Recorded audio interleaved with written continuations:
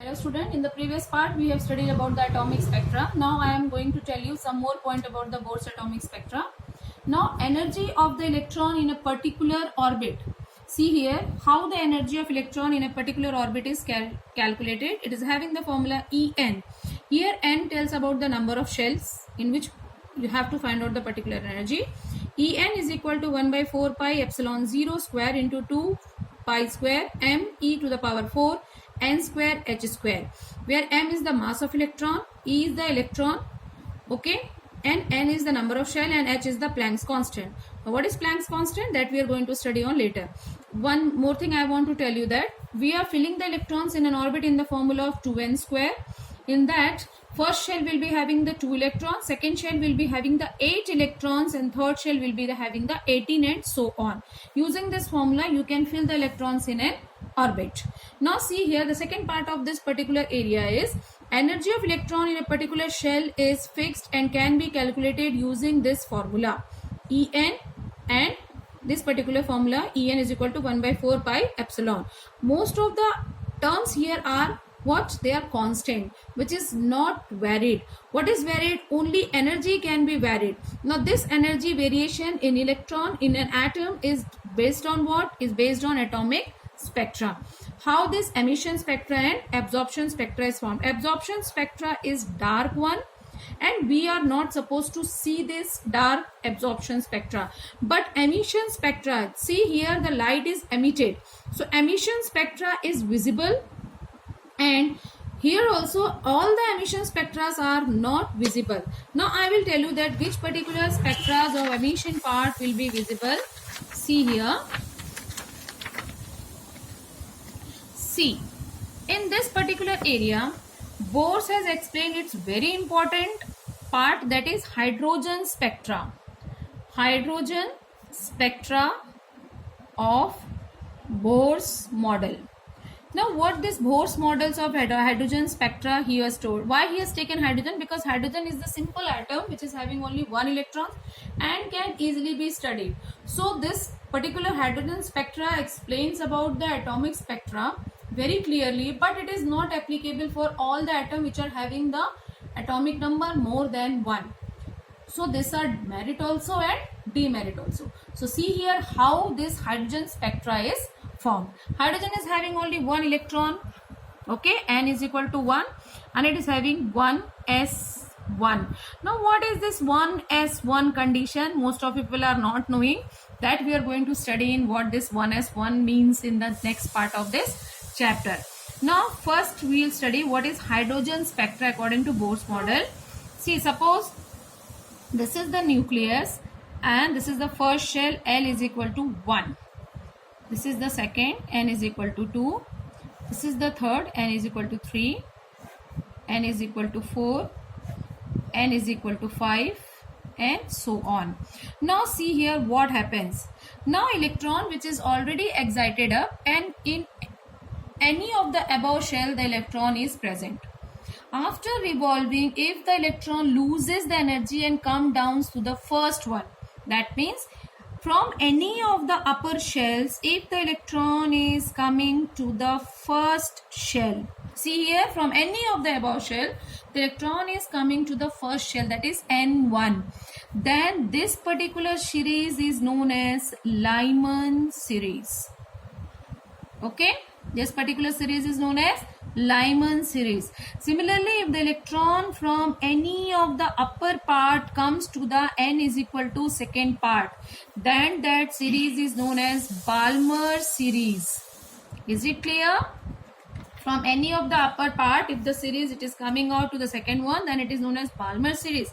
Similarly, if from any of the upper part, if it is come to the n is equal to third one, then this particular series is known as Paschen series. Okay. Similarly, if it from any of the upper part, if the electrons come to the fourth one, then it is known as what? Bracket. Okay. And from any of the upper part, if it is come to the fifth one, then it is known as P Fund series. Now there is one very interesting things I want to tell you about that. How this particular series is related with emission spectra. Now see here, if the electron lies in N1 cell, then the light comes in what? UV rays, which we are not supposed to see. Then if the electron from anywhere lies in the second, that is Balmer series, then only this is visible. So this only n is equal to 2 is visible to human eyes. Okay. And 5, 4, 3, this particulars are what? These are infrared, which we are not able to see. And above this are microwaves, which again we are not supposed to see. So human eyes are supposed to see only the light which is coming in n is equal to 2. Now it is very interesting to tell you one more important thing, that n is equal to 2 doesn't mean that it will be having only one single light. Okay, a light composed of what? 7 colors. Am I right? It consists of 7 colors. So if you are telling that 7 colors mean VIBGYOR.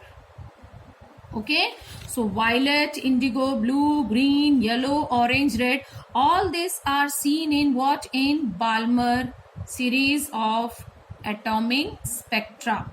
That only is visible when n is equal to 2. So this is very interesting thing which are given by Mr. Bose regarding this Balmer series for hydrogen atom.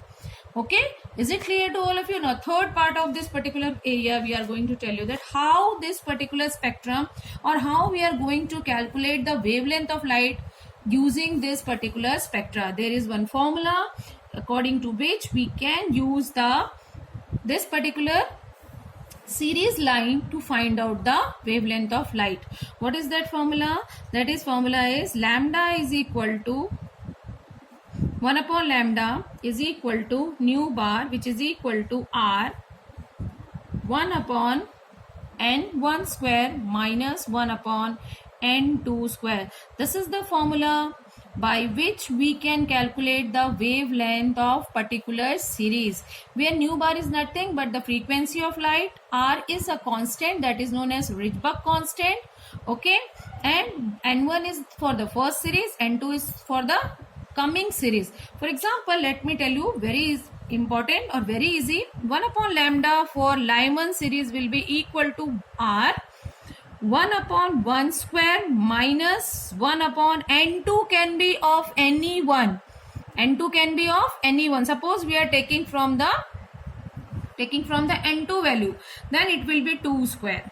If it is so, n1 for Lyman series, n1 will be equal to 1 and n2 can be what? 2, 3, 4 or up to infinity. It can be from any of the series. This is for Lyman series. Similarly for Balmer series, it will be 1 upon lambda is equal to nu bar r 1 upon 2 square minus 1 upon 3 or any of the square. That means here n1 value will be equal to 2, whereas n2 value can be 3, 4, 5, 6 and so on. This is for what? This is for Balmer series. So this is the formula by which you can calculate the wavelength for the particular series of the light. This is hydrogen spectra given by Bohr's theory.